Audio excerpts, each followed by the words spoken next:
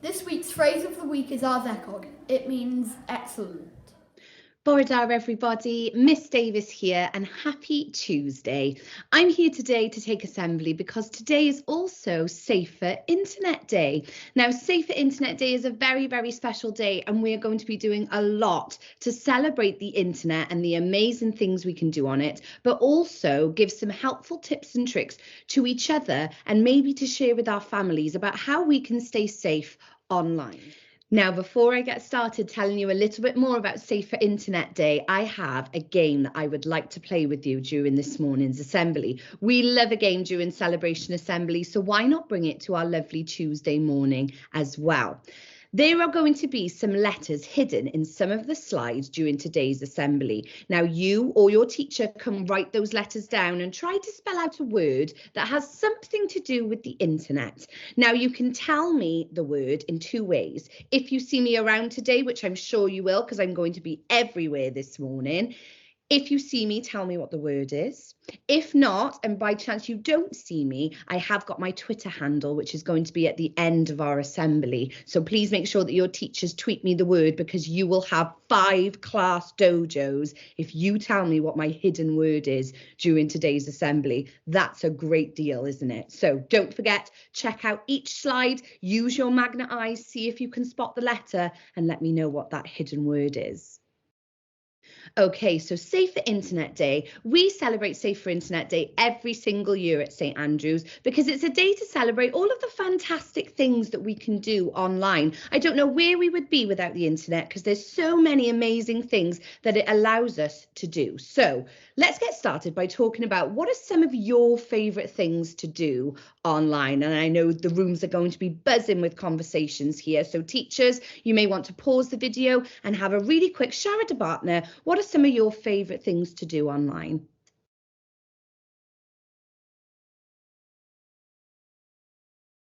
Okay, so here are just some of the things that you can do online. The internet is great for watching videos or listening to your favourite music. It's really good for speaking to family or friends on a video call, perhaps speaking to people that aren't near us, that are maybe living away or have gone to visit somewhere.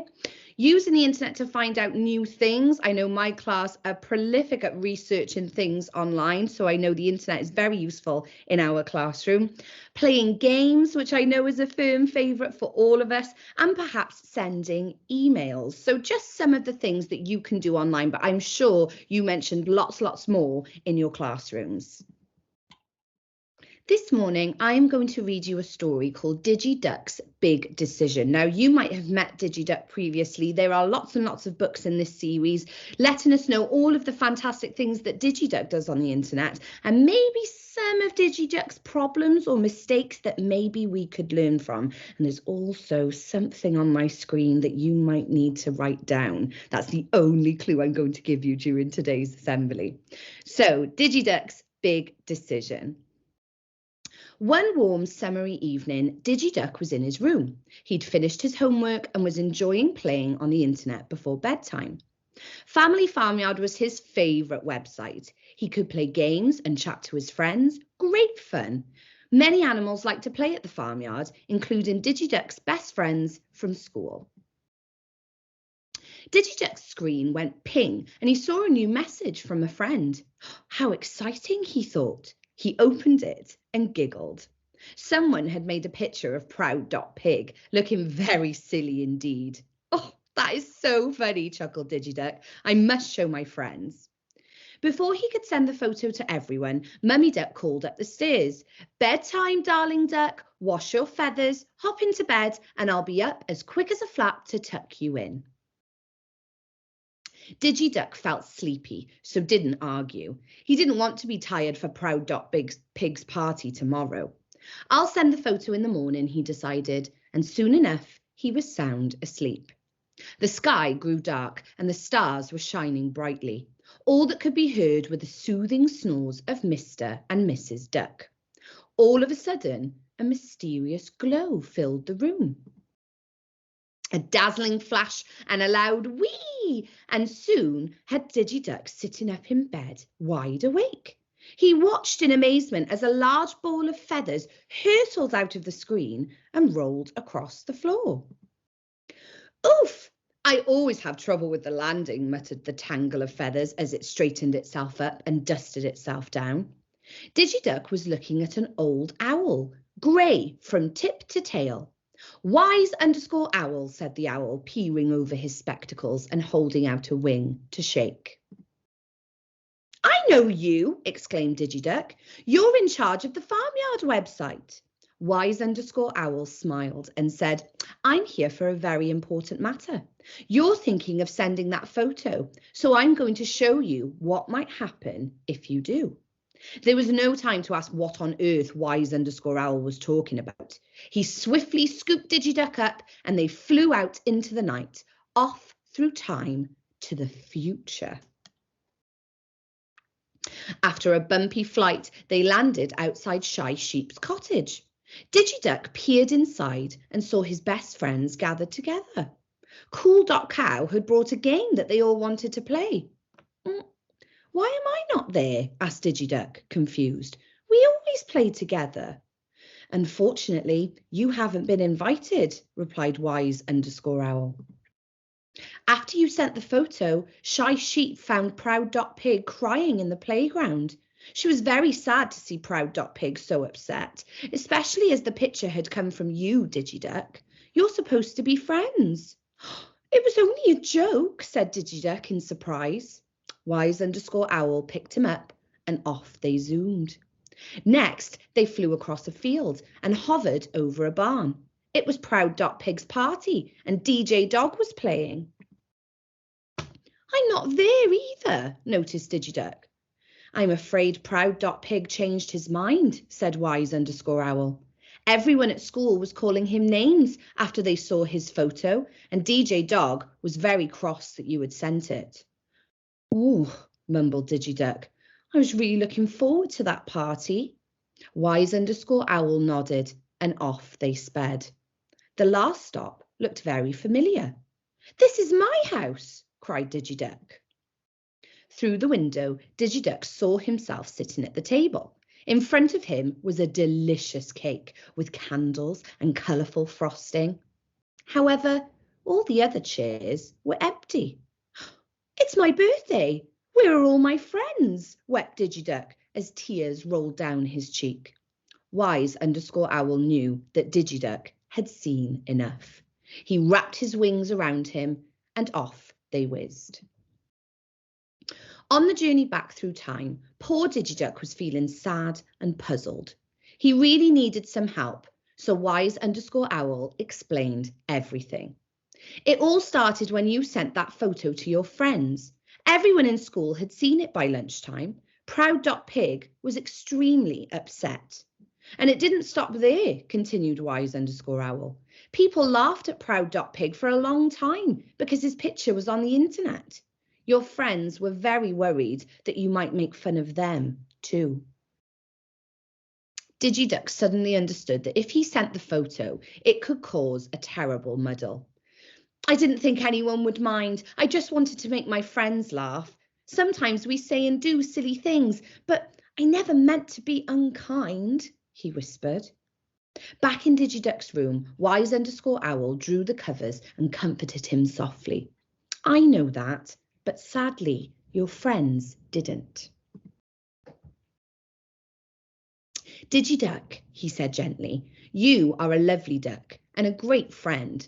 The internet is a wonderful place to have fun, but you need to behave as you do in the real world. Say kind things to your friends and make sensible choices. And with that, Wise_owl vanished. The sun rose in the sky and DigiDuck woke up. The photo, he remembered.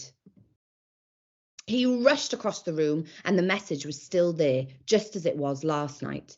DigiDuck was over the moon. He skipped and sang, I can do the right thing. But what should we do?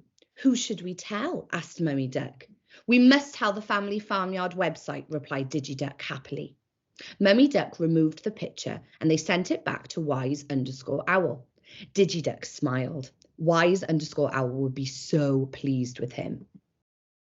Proud.pig's party after school was terrific and DigiDuck enjoyed it more than anybody knew. He brought his camera and took photos that he and his friends all agreed were magnificent. DigiDuck knew he had been given a second chance and promised to do his best to look after others on the internet. As he shared his photos with his friends, he cheerfully looked forward to everything that they would enjoy together in the future. I love that story. I think it's so important. And I know some of you lovelies are going to be looking at this in more detail today, so I won't say much more about it, but I would like you to do a little game for me, please. And I know this is one of Miss Desmond's favourites, so I know she'll be super happy in 2ED this morning. This game is called Babble Gabble. You may have played it before. Your question that I would like you to discuss, please, is what was DigiDuck's big decision in that story? Now, the rules of Babble Gabble say that you only have 30 seconds to talk about it with your partner or in your groups. And you have to try not to take really long pauses as you try to remember. And you cannot, if you can, say the words or Now, I am very guilty of this. Sometimes when I'm speaking, especially if I'm feeling a bit nervous and put on the spot, I say while I'm trying to think, or as I'm trying to think of something else. So you can do much better than me, I know. So teachers, if you could pause the video here, please, have a think. What was DigiDuck's big decision? And see how long you can go without saying or taking lots of pauses. Now, there are so many ways that we can be kind to others online. Whenever we are playing a game, whenever we are talking to people online, sending an email, it's really important to try and remember these golden rules, okay? We need to be positive. Nobody wants to open an email or a message that has something unkind in them. You may have unfortunately experienced this before. I have myself, and it is definitely not a nice feeling. We need to treat others how we wish to be treated. If you send someone a message that you wouldn't like to receive, then you know how they're going to react. We need to make sure that we are just as kind to other people as they are to us. Before you send any single message, whether it's on a game, whether it's via email, or whether it's speaking to someone on a video call like a friend or a family member, you need to think before you type and think before you speak, okay? If it's not kind, we don't want to say it because we know that it can have an impact and an effect on others. We sometimes might need to offer help to those who need it. If you can see that somebody has been unkind to somebody else, it might be really kind of you to go over and ask if they're okay. Whether that's a message to say, are you okay? Whether that's a quick talk in school if you've seen somebody been unkind online, okay? It's always nice to offer help to those who need it.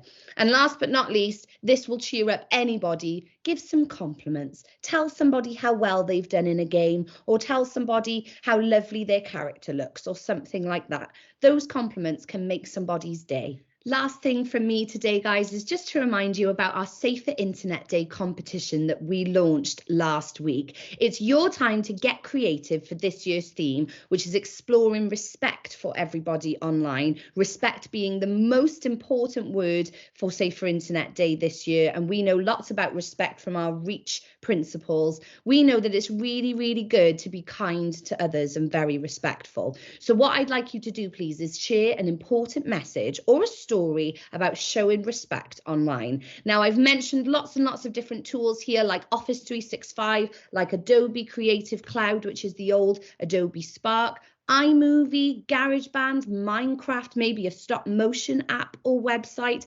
But when I met with my digital leaders last week, they had so many more ideas, and I know that you will too. So you could write a story or a song, you could create a poster, record a short film if you're a budding director, maybe showcase a story on Minecraft through a different world that you've built, or maybe create a stop motion message. It is totally up to you. So here are some examples of what I mean. There is obviously a poster on the left-hand side that says always be kind, which I think is really important online as well as offline. There's an example of a poem there that somebody has written all about cyberbullying, which we don't want to see, and also a Minecraft world here. And I wonder if you can work out what's going on there and what the story might be. Now, yours will be so much better than these, I know. Don't forget that you need to get your entries in by Friday, this Friday, the 11th of February. And you can do that by sending it in to your teacher on Seesaw or via Hub, if you know their Hub email, or you can bring it into school as a hard copy and they will send that on to me, because myself and the digital leaders are going to be judging these competitions, and we've got some fantastic prizes up for grabs. So Pobluck, can't wait to see your entries. And that's it from me today, guys. Have an amazing Safer Internet Day. I can't wait to see what you get up to. Your teachers have been planning some amazing things, and I'm going to get to see them, hopefully all of you, in person today, as I'm going to pop round to every classroom. But if I miss something, please don't forget to tweet me at Miss_EJD, and then the 1 at the bottom there. Don't forget my number 1, obviously. I would love to see all those fantastic things you get up to. Dabble here, everybody.